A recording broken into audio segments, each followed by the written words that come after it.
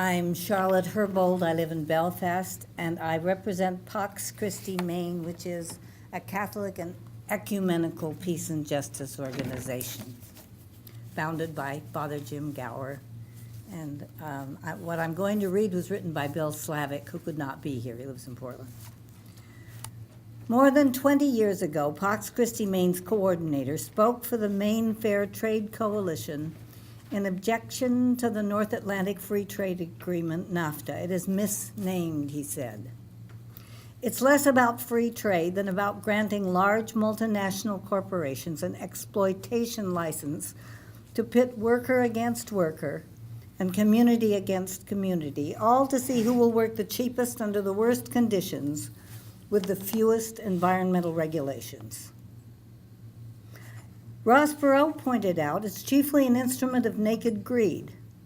NAFTA will largely dissolve the safety, labor, environmental, food, and drug standards many Americans toiled for years and even gave their lives to establish. Local, state, and even national authority to set such standards will be superseded by the agreement. He goes on to note that the public was not consulted in developing NAFTA. Conflict resolution provisions are weak. Unlike the European community, which took 24 years to develop, it was not designed to serve the welfare of all and was fast-tracked to limit concerted opposition. Supporting arguments stood firmly on the sand of assumptions which proved false. Serving the common good was nowhere in its calculations. NAFTA agribusiness would erase 1 million Mexican farms, it was calculated. It erased 2 million, and those 2 millions largely explain the 12 million desperate, undocumented immigrants now subsisting here in limbo.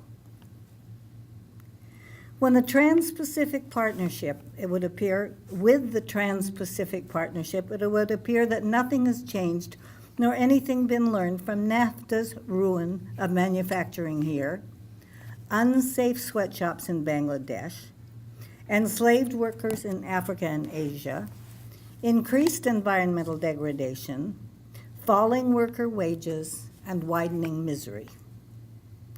Under the TPP, national and state authority regarding our environment, working conditions, and health will yield to corporate profit.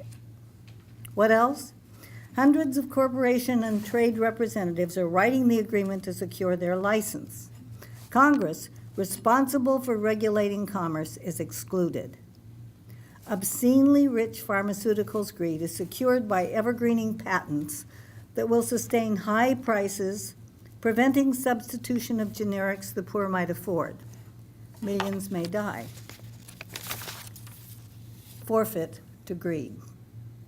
We live in perilous times, facing existential threats. Our only environment is in danger of becoming uninhabitable.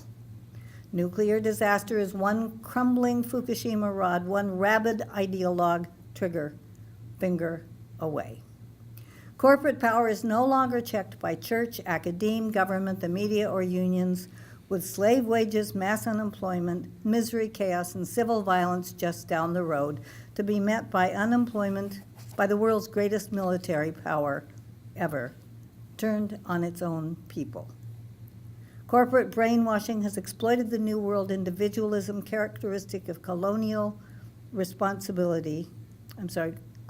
exploitation to generate hatred of government in order to sunder and be rid of the responsibility for the general welfare enshrined in our founding documents, to reject a society's concern for the common good. Pope Francis has embraced the lame, the poor, criticized our narcissistic and throwaway culture, condemned the present rampant greed and lust for power, reminding us that our humanity lies not in wealth, power, or pleasure, but in loving our neighbor. The favor he has met indicates that at heart Americans, people everywhere, want a social order that assures the human dignity of all. The TPP agreement being thrust upon us will not contribute anything to that.